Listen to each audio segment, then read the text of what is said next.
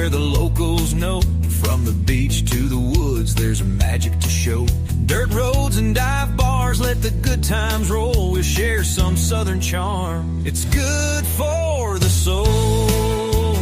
Cornbread Nation, where the laughter flows. Jack legs of the week and the funny stories grow. From breadheads and history to those 5 at 5. In this southern fried haven, we feel so alive. Now Dave's got that humor, his joke of the week. Get ready to giggle, it's honesty we seek. And Rob's southern word, oh, it's always a treat. With manners so sweet, now that can't be beat. So raise up your glass for a toast to this ride, to the friends that we've made and the joy deep inside. With a side of cornbread, we're all good to go. In this cornbread nation, let the love overflow. Cornbread Nation, where the laughter flows. Jack legs of the week and the funny stories grow. From breadheads and history to those 5 at 5. In this southern fried haven, we feel so alive. So tune in.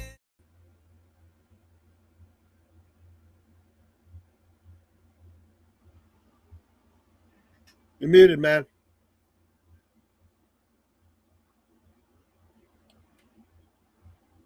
I don't like being muted.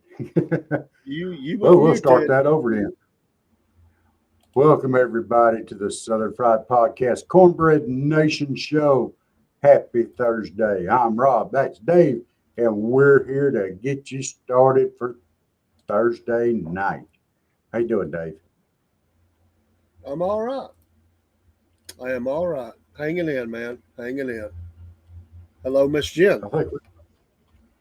Hey, Miss Jen. How are you doing tonight? And Hello, Anthony. Welcome in. Going to remind everybody that been on her longer than 6 months, and I still have issues with it, Anthony. It's all right though. Going to remind everybody during the Cornbread Nation show, we don't look at our chats till the end of the show because it's almost a variety show. We're not ignoring you, but we will come back to the chats at the end of the show. So we're not ignoring anybody. All right. Well, Mr. Dave, you want to start us off? Yeah, hello, everybody. Good. And Miss Beverly, thank you for dropping in. And call us gentlemen. God bless you. Hope you're doing well. And your mom. Hacking and allergies are horrible. So if my voice is a little off and I sneeze, I can't help it. Jack Legs of the Week is where we always start. I'll start it off. Mine are really just centered all around the Charlie Kirk death, and it's horrible. But my first Jack Leg in that is those that are destroying memorials. You are idiots. You are losers. You have no soul to go up. And I'd say this for any memorial.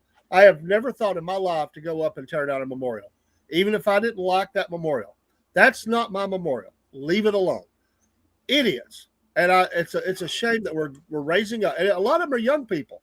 It's a shame that we're raising up a bunch of self-centered, thinking their world is the only thing that matters, and they could go out and tear down something where somebody has, with tears in their eyes and a sorrow in their heart, put up a memorial with teddy bears and roses or whatever it is. You are a loser, and you are failing life big time, and you're a jackleg. Yes. Well, we've got a thing tonight. My first jackleg of the week is Jimmy Kimmel. Imagine that. You got on there, oh, he's one of your supporters. He's this, he's that. And it was all untrue. Just straight out blatantly lying about it. And the House of Mouse shut him down. Oh, so all I've got to say to you, you jackleg, is Na na na na na na na na. Hey hey, goodbye, you loser. Yeah, no loss for humanity there. I mean, if we never heard him again, I mean, hey, if you like him, you like him. But you know what? Hello, Michael. Jackleg number 2 is all the people who celebrated the death of Charlie Kirk. You are even worse of a demon-filled, low-down, sorry, soulless sack of crap. It's about the best way I can put that, folks. Anybody that celebrates the death of a human being, there's something wrong with you. Anybody that celebrates the death of a husband and a father to little kids who are now fatherless, you're evil. And I don't care if you like me or not. And if you want to cancel me out, cancel. I really don't give a crap. Amen. My second one, I'm going to call this person out by name. I hate to give them any recognition, but Ilhan Omar, whatever your name is, however you say it, you are absolute scuzzbucket. You are worse than a jackleg or a jackwagon. We're going to call you a scuzzbucket. And you rhinos that voted not to do anything with it, yeah, we saw who you were. And we won't forget that either. Yeah. Yes, you're scuzzbags too. My third jackleg, completely flipping that around, is all the people say he's still alive. Get a life, really, seriously. He is dead. He's not hiding out. He's not a Mason who's hiding out in some Masonic hall. You are torturing his friends, those that care about him, his family. Just come on, really. I mean, just to throw stuff out there like that. I know people do that. They do it after every celebrity death and stuff like that. They go to some mysterious place where after the age of 178, they're still living somewhere. Come on. The man is dead. Leave it alone. He died. Do we have questions about this whole thing? Sure. But the man is dead. He's not living. It's not a body double. It's not skin coverings. It's not a blood drop or whatever they call it. I could go on and on. It's just dumb. And I don't care. Once again, I will make the disclaimer. This is Dave. If you want to cancel me out and you don't like me for saying that, I don't care. I don't. I absolutely do not care. Well, my last jacklegs of the week, I'm gonna all you Democrats that jumped on Cash Patel and the Epstein files. Oh, that's so important to you now. But how many years did you guys sit on it? And now, all of a sudden, like the magic, you're interested in it? Look, you had your chance. It wasn't important to you then. Shut up, jacklegs. Yeah. There's your It didn't matter a lick. If you'd like to make a nomination, email us at the email that's scrolling across the bottom of the screen, and or however you want to let us know. We'll be glad to air that. Yeah. It is now time for great breadheads in history, and I'm going to stay with the theme, and I'm going to use Charlie Kirk and his family. And they are great breadheads, and the reason they are is because and it doesn't even matter if you agree with his stances and everything. What he did is he went out and he tried his best to make a difference in the world for good. Most of the people that I see that complain about him are doing nothing to advance humanity, are doing nothing to help people, don't have a care that there's not a daddy in the home of these broken homes that we as pastors see all the time, the damage of that. And I could just take the whole show. I'm not going to, but nobody agrees with everybody on everything. It just doesn't even matter. But the man tried to do some things. And he had the guts to go sit down in front of young people when most people won't even give him the time of day. He went and sat in front of them. Did he make jokes? Yes. Did he get, argue with them? Probably. But most of the time he just sit there and he gave them their microphone. And he tried to make a difference. He generally showed love and concern and compassion. And, people are labeling everything under the sun. I guess when my time comes, I guess they'll just put Nazi over the grave, because if he's a Nazi, I hate to think what I am. I'll be honest with you. I have tried to do some things in my life to help people, help children, help individuals in all sorts of different ways. But nowhere have I ever had the reach that this man, God has used this man to have. And I thank God for it. So he's my breadhead in history. Well, my breadhead in history, I went off on a little tangent tonight. My breadhead in history this week is a gentleman, y'all don't know him probably. His name is David Richardson. He's gone now. He was my principal in high school. He was a deacon at my church when I was growing up. He was a tremendous father, husband, and he made everybody's life better for having known him.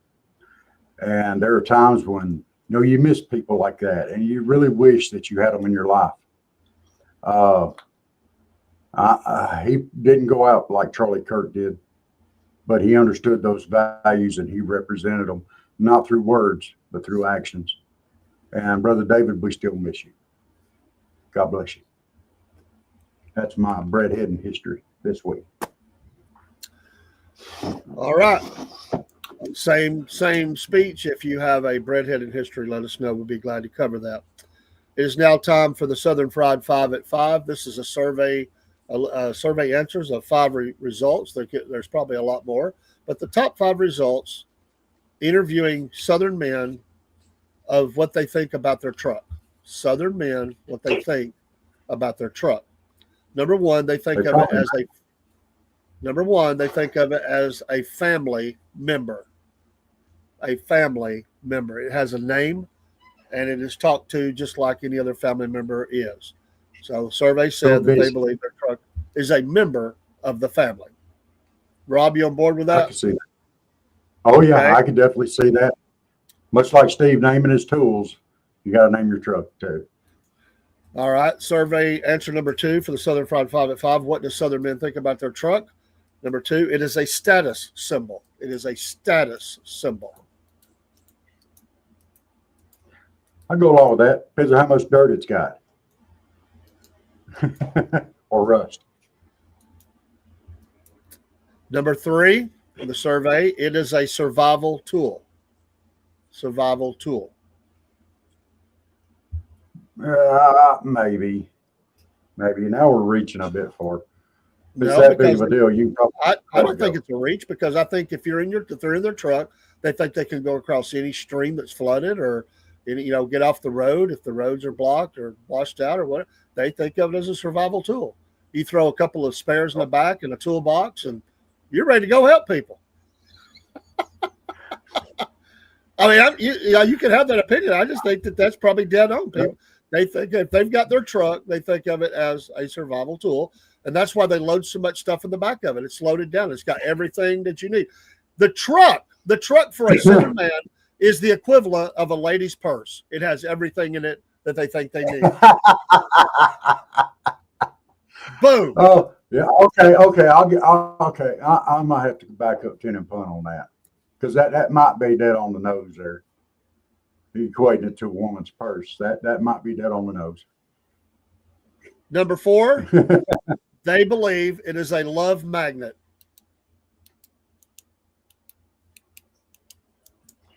I'm going to say it depends on how much rust and dirt is on it. No, how much rust. The dirt won't matter, but how much rust it has on it. No, I can't even say that. Some of these redneck girls down there just love to slam their feet through a rusty floorboard. Maybe. About 75% on that one. I can go with that. Number 5, final answer. They believe that the loud pops on the truck make her forget her ex.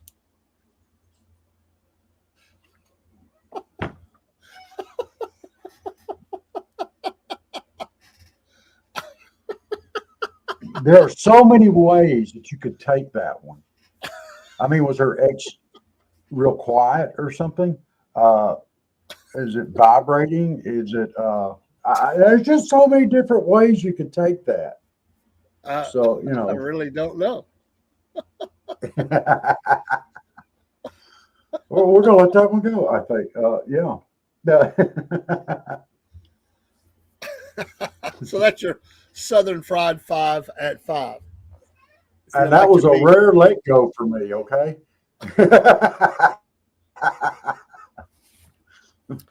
All right, it's time. Brace yourself, Robert. It's time for Georgia Bubba's dad joke. Oh, Lord. Okay, I'm braced. So Georgia Bubba left this for me in the studio. He said, I ate a clock today. I ate a clock today. He said it was time consuming. Oh, Lord, mercy. Oh. Oh.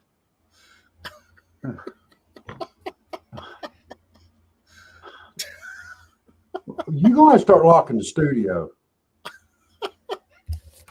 Oh.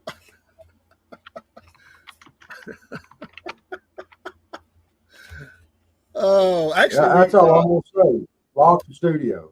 Actually, we're active in the studio today for their next show. So be more coming, I'll assure you. All right, Uncle Jeb's Southern humor, and then we're going to go to Rob's words, Southern words. Uncle Jeb's Southern humor. Jeb wanted to get a little funny. He thought it was funny that Fonnie Willis doesn't have a job down there anymore. So he wrote this. He said, Fonnie Willis got sacked quicker than a tater in a hot skillet. She walked around, she was strutting around like a peacock, but now she's just a feather in the wind.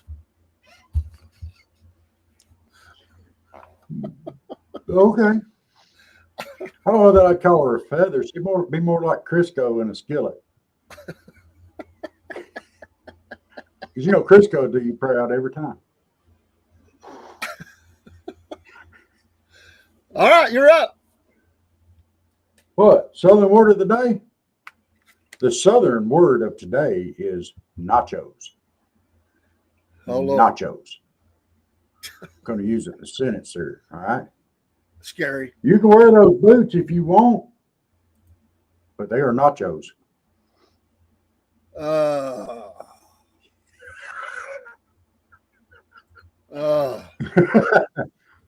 What?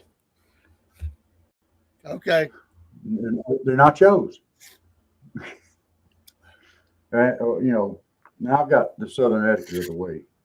And this applies to everybody out there. If you're at the doctor's office and you're receiving medication and you're with somebody let me reword this. You're with somebody that's receiving medication, no one should remember anything that the person that receiving medication says while they're there.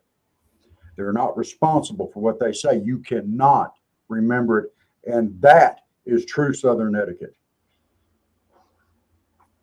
Let it go with that, Dave. Okay. I will. And that's true, though. All right, it's time for some music news, and we'll go to Rob's fan mail, which is Steve's favorite part of the show. Yes. I know it is. Absolutely is. Just a little bit of music news. Next year, I believe it begins next year, the rock group, What Makes Me Feel Old, Twisted Sister, is going to get back together for their 50th year as a band. Wow. And tour. 50 years. If I don't make you feel old, we're not going to take it. That's a long time ago. Oh, my goodness. They have been scary. A lot of people coming at them for years and offered them a ton of money, and they kept saying, no, we're good. But this time they said they wanted to do it for the 50th, and the money is supposed to be amazing. Because they haven't been out together as a band in a long, long time, because he has a solo career with another band. And so anyway, also, we mentioned Motley Crue here a few weeks ago, but Vince Neil has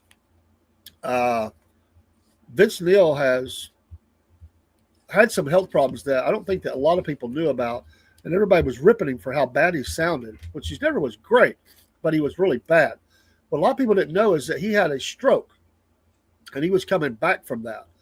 I watched a little piece of their residency, and I listened to 3 songs. I got to tell you, the band sounds great, and he sounds pretty good. For it's a really at the age they are, they're going to do a Vegas residency, I think, in the, next year as well. But there'll be some live music released off of this. But I can tell you, you can go out there right now and pull that up, the whole show, and they sound good. They haven't sounded this good in a long time. So if you're into that kind of music, just a little bit of music news. Music news. All right, it's time for Rob's fan mail, and I know you're all excited about that, especially Steve-O. Well, look here. I hold in my hand 5 letters that are randomly selected, and I will use my amazing redneck abilities to determine the answer to these questions, and I will fast forward them to Dave through our redneck mail delivery system, and he will read the questions. But I got to hold it in my hand to get the answer to it. So here we go with letter number 1. This is, oh crap. This one's from Bubba from Georgia. Uh-oh.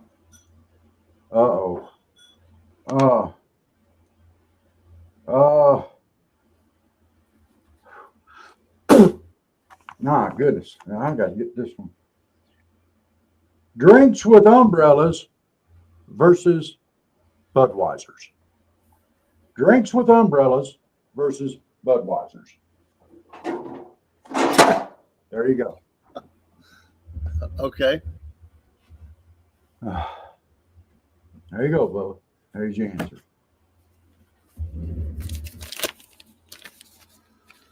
What is the main difference between Panama City and Hawaii? Or as my neighbor used to say, Hawaii. Drinks with umbrellas versus PB and Bubba. Okay. I can go along with that. There, Bubba. Oh, crap. Now Jeb wants to get into the act. This is from your Uncle Jeb in Georgia.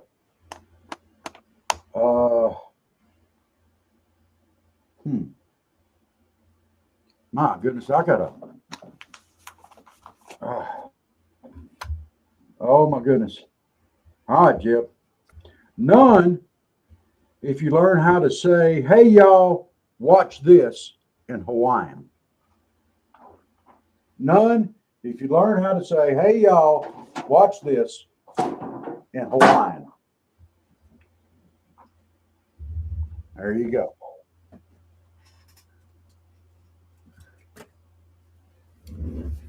Say that again. None if you learn how to say, hey, y'all, watch this in Hawaiian. That's just for Jeb. How bad is the language barrier between Panama City Beach and Hawaii? Okay. So if you learn how to say, hey, y'all, watch this. I wonder what that would sound like. Oh, wiki dicky. I don't know. We'll let that go.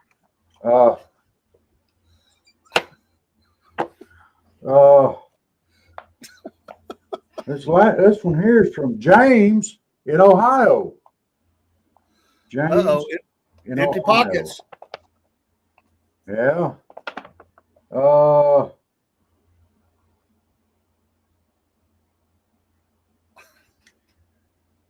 Oh, James, this is a tough one here.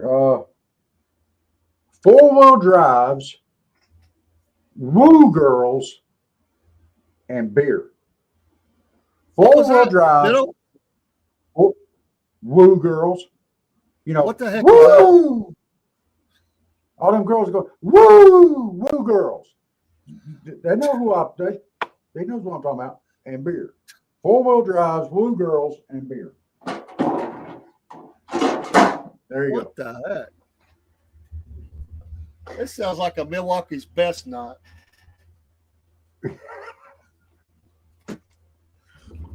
4-wheel drives, woo girls, and beer there, James, in Ohio. Hawaii has volcanoes, a rich and deep culture, and a vibrant tourist industry. What does Panama City Beach offer?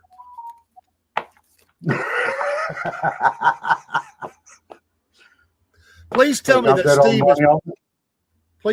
Steve is part of that scene. Oh, you know, he's a woo girl.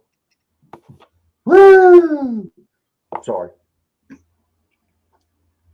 Oh, I got the fourth one here. Steve, you sent me a question, you knucklehead. Oh, this could be scary. From Steve in Ohio,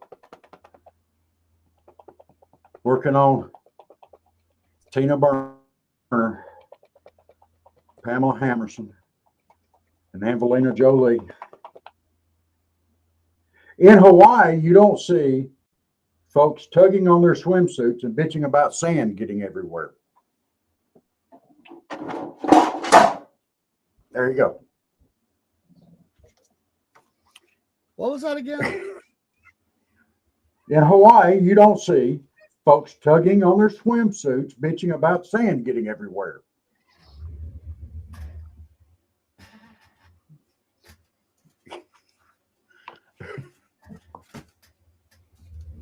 We'll see if I'm right. That's what I got from the reading there, you know, the redneck read.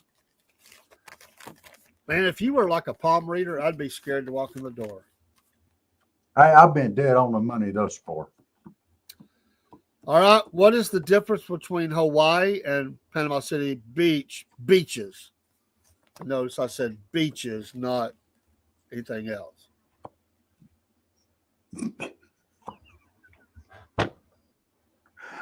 This is from Steve, you know, so I'm just saying. In Hawaii, you don't see folks tugging on their swimsuits, bitching about sand getting everywhere. You don't see that in Hawaii. You just see that down in the redneck Riviera. Wow. Because sand does get everywhere down there. I'm just saying. Wow. All right. Oh, no. This next one is from Maxwell and his silver hammer at the Redneck Riviera. That would be Maxwell you then, right? And his silver... No, I just like the song. Steve said that one in, Miss Elizabeth. Boy,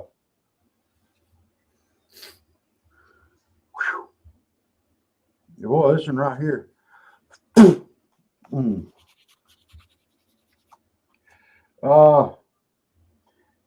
Being baptized in the Gulf of America, baby. Being baptized in the Gulf of America, baby.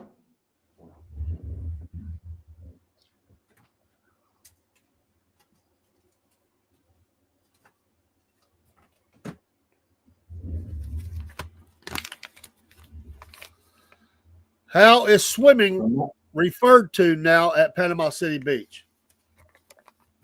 Being baptized in the Gulf of America, baby. Darn skippy. Wow. Look here. Jen said it to me. 2025, Gulf of America. Darn skippy. Wow. Scary. Yes. Scary. Yes. If you have any, if you guys have any questions you want answered, just, you know, send a letter to Southern Fried Podcast. I won't look at it. We'll let Dave just handle it from that end. He'll transcribe it and send it back to me through the Redneck delivery system here, and I'll provide the answer for it. That's at Southern Fried Podcast at yahoo.com. There you go. All right, it's time. Consider that liberal. I'm sorry. I looked. I wasn't supposed to look, and I looked. Steve's considering himself a liberal now, or a salamander. I don't think that's what that said. On this note, I'm pretty sure. Before we announce the Redneck Destination of the Week, and I try not to sneeze, next week we will be coming to Ohio. Next week. Ohio. We're Special coming to event. Ohio. Oh, yeah. Okay. Special event. Okay. Ohio.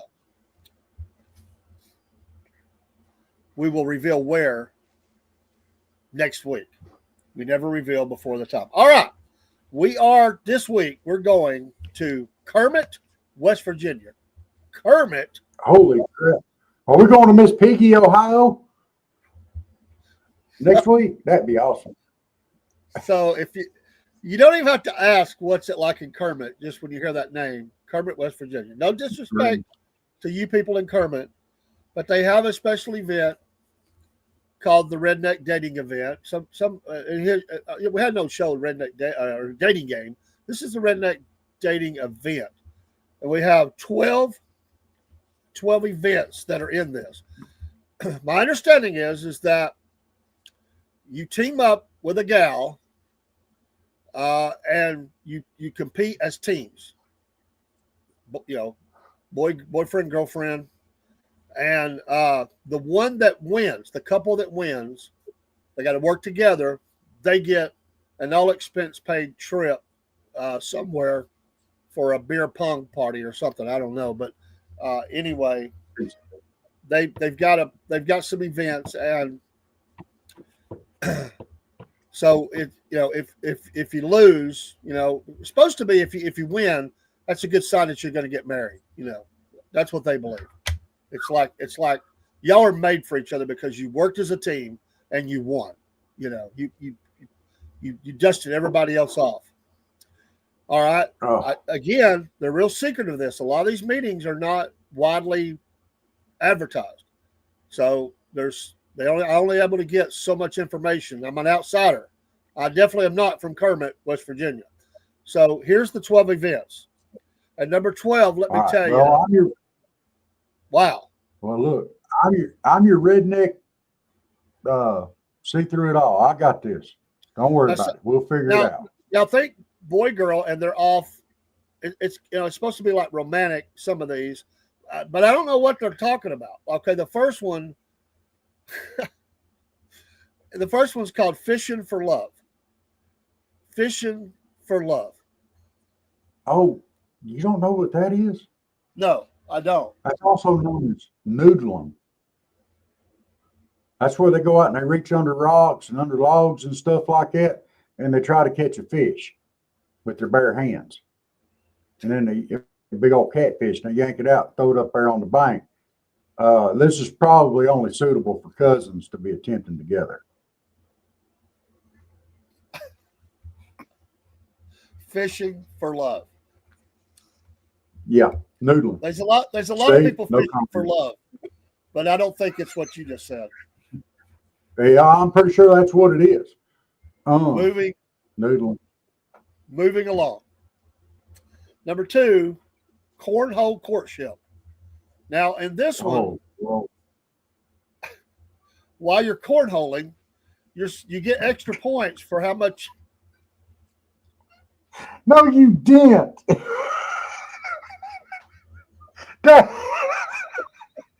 You get extra points for what? You get extra points for flirting with your partner. By golly, if there's cornhole going on, I guarantee you there's flirting done went on. My goodness. That's going to be a high-scoring game.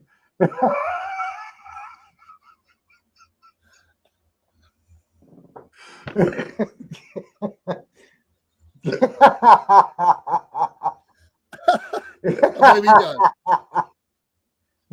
Look, I got to put it up.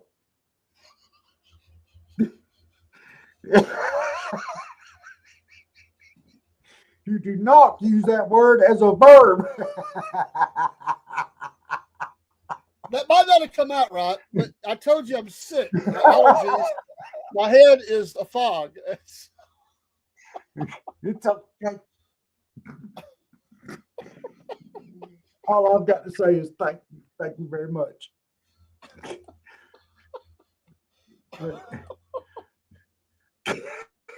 Oh, Lord. Steve said illegal, straight to jail.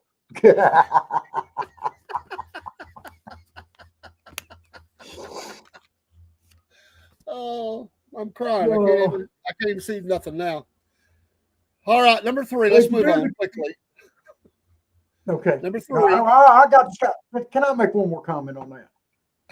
It's your show. If you do the cornholing right, then you can move on past your cousins and get out to the general population.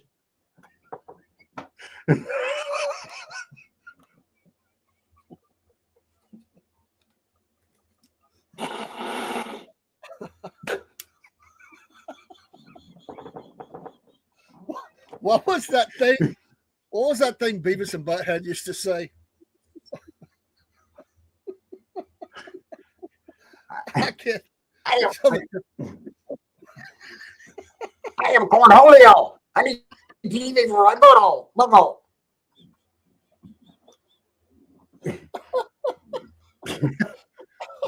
Wait.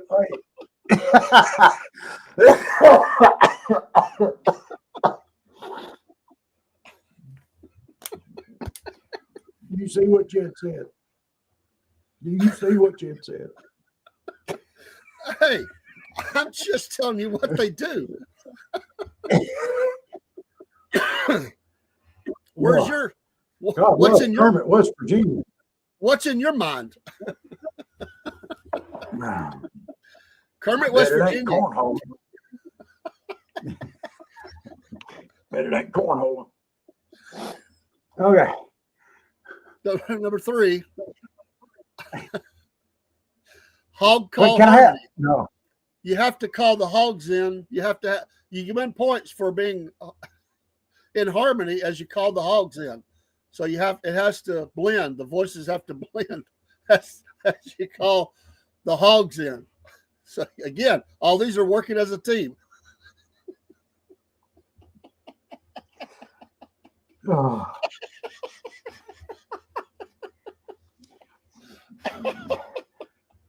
Oh my God. The calls that they're using came from the previous event.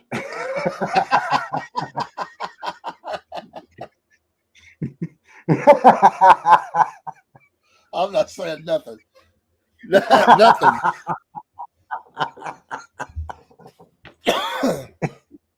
Wow.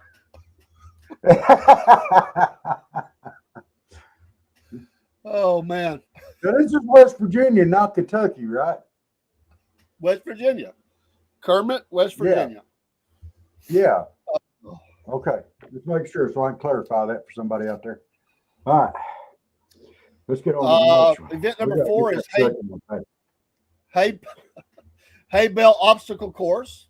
And again, this is a timed event, so it's how you finish as a team. Doesn't matter.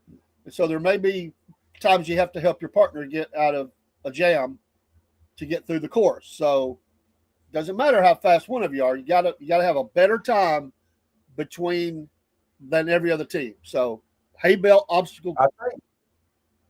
I think they blindfold one of them, and the other one has to guide them through these hay bales. And usually it's the woman that gets blindfolded, and the guy just runs her face first into a couple of hay bales on purpose, just getting through there. I think the ones that I've seen in the past have been like that.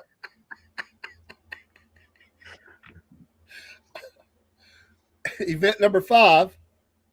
It's called the Junkyard Treasure Hunt. And what they do is they have a junkyard set up, and you go in there, and as a team, you find what you think will be of value. And you got to hurry because there's only so much time you can go through the junkyard. And then you come out and you go to the audience and you see how much money that you can get these rednecks to pay for your treasure. So it's based on speed or time and money. I bet if they find a cornhole game out there, they could win a whole lot of money.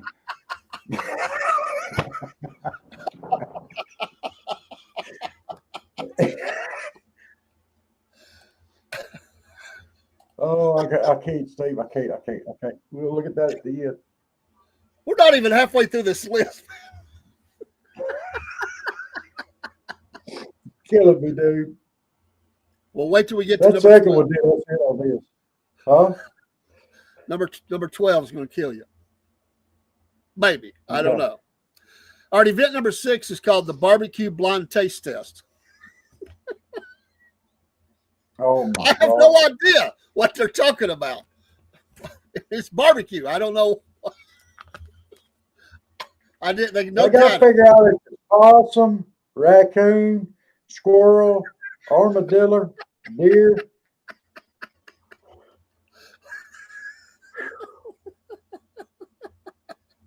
Pork. They called all them hogs in after the cornhole game. Uh, Oh my gosh. there are so many other Oh. directions that it might go in, but we're talking about rednecks. I'm sure that's it.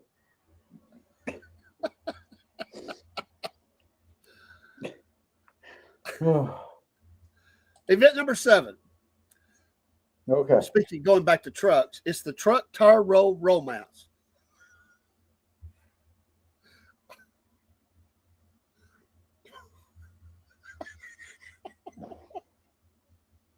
I don't know how you get tire roll and romance in the same event, but that's what it's called. I think they put them in the same tire. And I don't know if they're trying to make a baby on the way down the hill or what.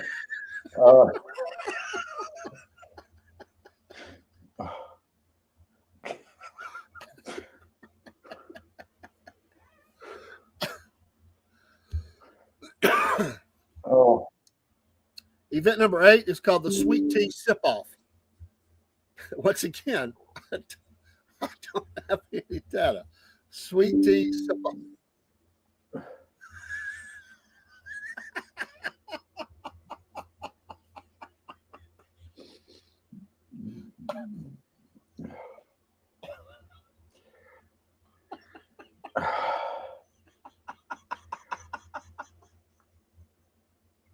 Don't say it.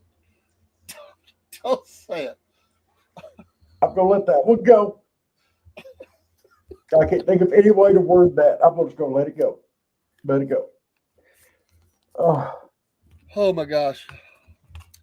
Number 9 is a watermelon seed spit off. So you have to spit for distance.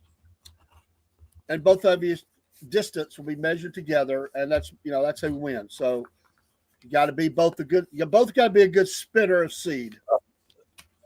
There's a second part to that though. There's only one watermelon seed. So he has to spit it to her, then she has to catch it and spit it back.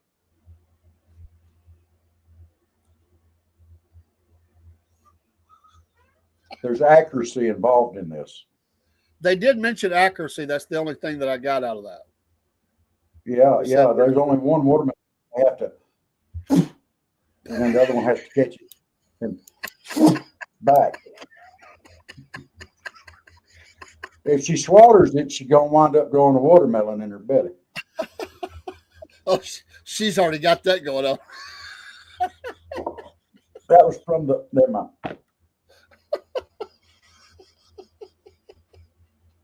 Oh, moving on. This sounds like a Steve-O game right here. The Rusty Toolbox Relay. So it's a Rusty Toolbox that they do, like they pass along, like they have to run a distance. And then when they get there, they have to build something out of whatever's in the Rusty Toolbox. Jen.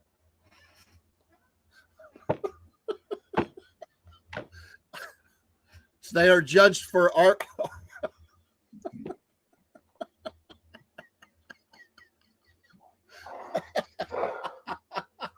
I'm freaking dying here. You gonna have to move.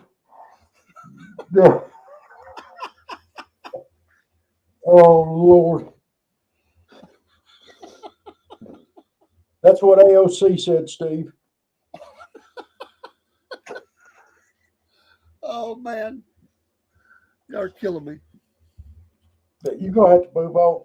I can't comment on this one no more than I already have. You're gonna love number 11. It's simply called hide and seek, but apparently the female goes and hides.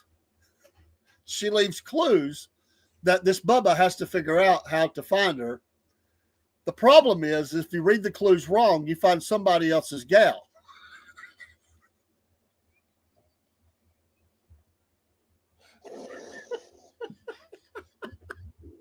Fights have been known to happen.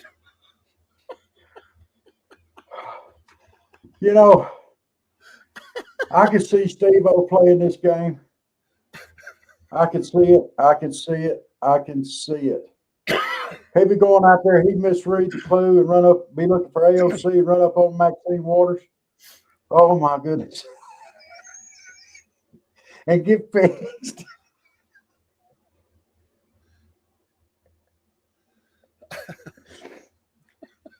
There'd be a fight. There'd be a fight, but it'd be between Steve and her, and I know there'd be a big fight. Both of them be trying their best to win. But for way different reasons. All right. Number 12. We have never had one like this in all the events. Never. Not even close. Nothing as close as this. Lord. Oh, Lord. I'm going to get in trouble. You're not going to top number 2, I don't think. I don't think you're going to top number 2, but go for it. I ain't saying top, but it's pretty strong. Okay. It's called Guess the Bra Size. And the men have to guess each other's bra.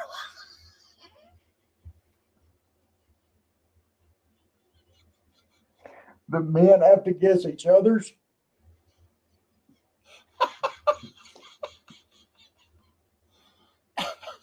I ain't even got to say nothing. Steve is sitting out there right now going, oh, crap. Here he goes. He's going to say it. He's going to say it. And I'm not going to say it, Steve. I'm not going to say it. Yeah, I'm going to say it. You and John Fetterman will win that.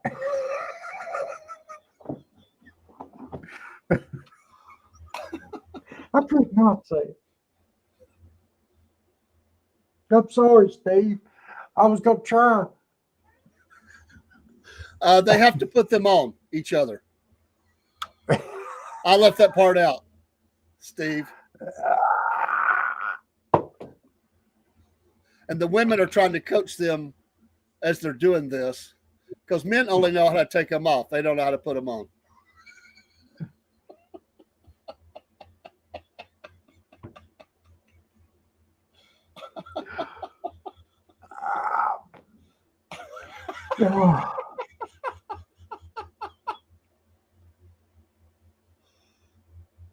Oh boy! Do you reckon how many tips that a guy would have to make for the girl to go, oh crap, you're doing that all wrong. Give it here.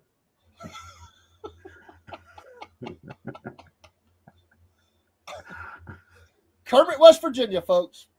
Kermit, West Virginia. The redneck dating event. Woo! Oh, Steve. Lord.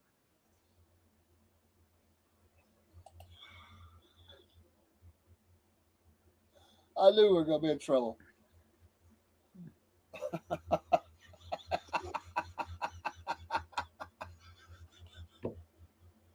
I'm staying out of West Virginia. Oh!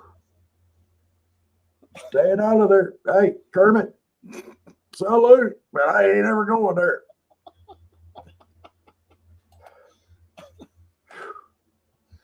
Oh I wouldn't get there no more than you getting that Betty to attend a banjo concert.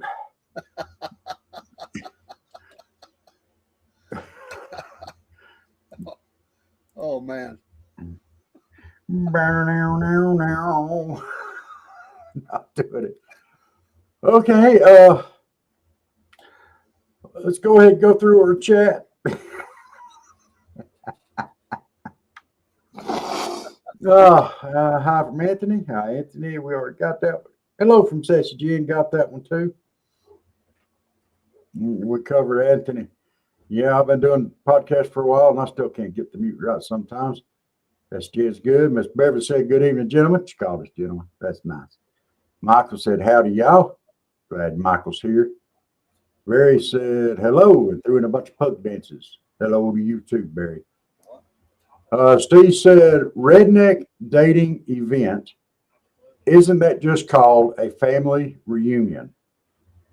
Only in Alabama and West Virginia, Steve, is a redneck dating event called a family reunion.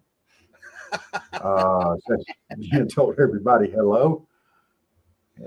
Miss Beverly, Michael, Barry, Steve. got howdied back. And then she shamed on Steve, laughed about it. I don't know. Barry said, howdy to everybody. So to Steve, and then Steve said, my truck's name is Rusty Piece of Bleep. Yeah, okay. But that still doesn't mean that it's not. Yeah, not good for helping you pick up women. And laugh out loud. Survive is all it does, and barely so. But I'm a survivor. Sorry. And Celtic Blacksmith said, those are called mud crickets, Rob. Talking about catfish? Catfish aren't mud crickets. Oh. She said, I don't carry a purse. Laugh out loud. Then my truck wasn't loaded down. I would have liked a toolbox on it. But you didn't want to put anything in the toolbox. You just wanted it on there for looks. It'd be like earrings for your truck or a necklace. My ex didn't have a vehicle, but the one before that had a little red truck. Beep, beep. Celtic Blacksmith said, this is just torture. Says Jen said, for real, Steve. Because he says, I think that was my Southern etiquette, because I said some things. And then Celtic said, we went from we're not going to take it to you will take it and you will be happy. Twisted Sister. Ha! He said, oh God, here we go with this again. I don't know what that was from. I don't know. LFO Warrior was laughing. Says Jim was shaking her head. LFO Warrior told me, no. Is he playing with himself? I don't know what that was about. And Says Jen said, oh no, Rob, really, Steve? I don't know where all that came from. Oh, that's Fleer fan mail. Miss Elizabeth came in and said, who sent that one in? That must have been the one from Steve. He said, it is not from Steve-O. I consider that liberal. And he said, salamander, not liberal. Says Jim was laughing. Then he said, Celtic Steve said he had a brain fart. I thought they said that was a glowing idea there in Ohio. Celtic said, why do I put up with this knucklehead? Because you love me. Aru?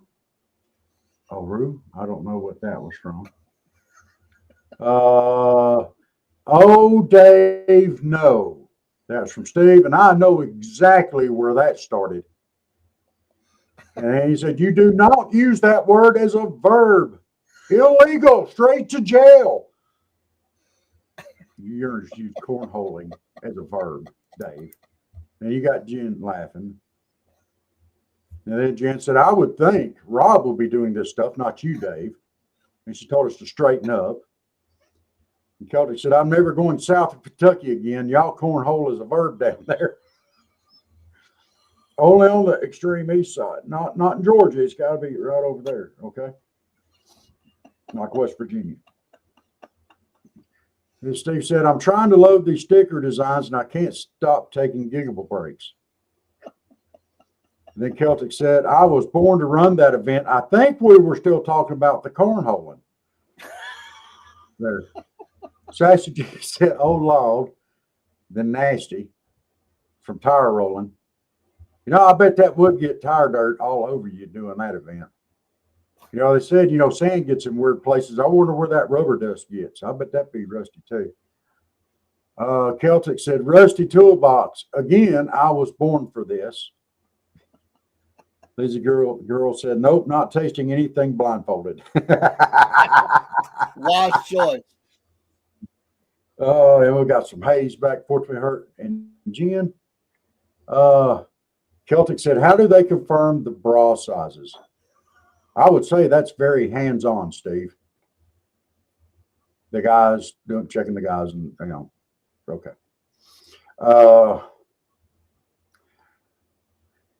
Celtic said, I don't like that game at all. Now I'm never going south of the Ohio border. Michael said, I'm great at removing them. I'm assuming that was in the bra thing. Steve, y'all cornhole each other in bras, and I ain't gonna be there for. Michael said, "Dang, Steve," and Dean pops in. Dean popped in and said, "Hello, folks. You got no idea what we're talking about." Bunch of cousin cornholers in West Virginia. I tell you. Hey, Jim, for Michael. Yes, Dean. Thank you for asking. I help. Still taking my muscle relaxers. Celtic said, "No, mud crickets are chicks who cozy up to guys for their jacked up trucks." Mud crickets? What the heck is that? How did you get mud cricket for women ducking? I guess when they're turfing. But we're just going to go. When they're what? Turfing. Turfing. Oh. Dean said catfish are a nasty fish. I'll go along with that. Turfing. Oh, that's right. That's one of them weird words that he uses up there. Yeah. Celtic said, "Okay, never going south of Columbus now." We got a hey Dean from Jen and a hey Jen from Dean. Okay. From mudding events. But how does that equate to a mud cricket? Are you so high up in the air, do you just sound like crickets chirping underneath your truck? Or you can't see them because of all the mud? I mean, you would think mud crickets, that would go along with the noodling event.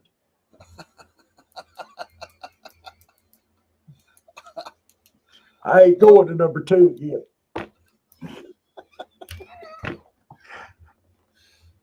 But if you want to know what a mud cricket sounds like,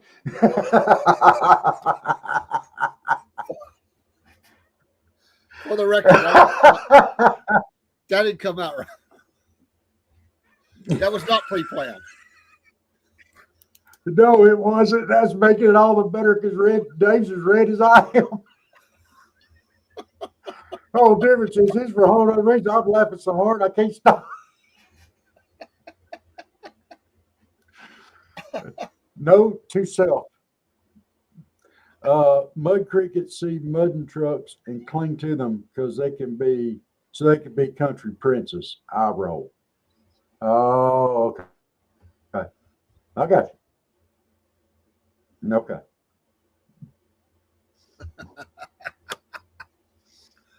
I love it. I'm not doing no more. I'm stopping right there. I'm stopping, Dave. I'm stopping. Full Even stop. I roll, but I'm going to stop. There's too much stuff to say and not enough time in the week to do this. Oh, I love you guys. This was an amazing show. I had been feeling like great. Dave hadn't either, but if you got us both sick as a dog and in here laughing about all this stuff, y'all have succeeded. Thank you. Oh, my goodness. Hey, y'all like, follow, subscribe. Get them scattered, smothered, covered. Leave a comment, like, love. And we thank y'all for tuning in so much. Dave, you got anything before we get off here? I'm laughing so hard. I'm not saying a word. Love everybody. Good night. God bless y'all. We will see you next time. You too, Jet. Oh, my goodness. That painful. Died. I got to get over to the thing and get to the music. I hit the wrong button. Dadgummit. Don't play that cornhole song. No, we're going to play go. So tune in each week, y'all don't ever forget. With Dave and Rob, it's the best time yet. From the heart of the South, we'll laugh and we'll sing. In Cornbread Nation, it's a real feeling.